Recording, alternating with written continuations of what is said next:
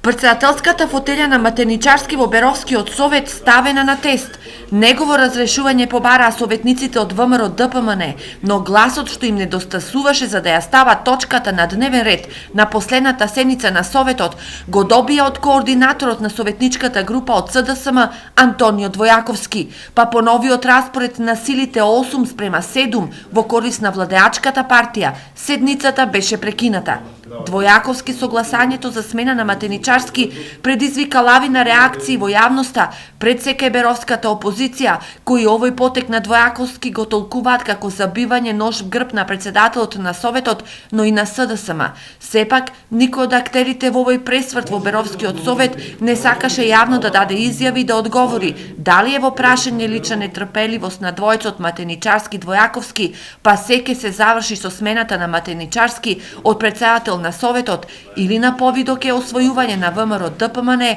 на мнозинството на советот. Но како и да е, оваа ситуација му отвори работа на Заев, кој е во постојана комуникација и со Матеничарски и со Двојаковски. Инаку подолго време во Беровската чаршија се зборуваше за силен притисок од власта врз советниците од СДСМ за да падне мнозинството на советот, што го имаше опозицијата, но никој не веруваше дека ќе попушти Двојаковски, кој беше долгогодишен председател на СДСМ Берово, кандидат за градоначалник и за пратеник од оваа партија.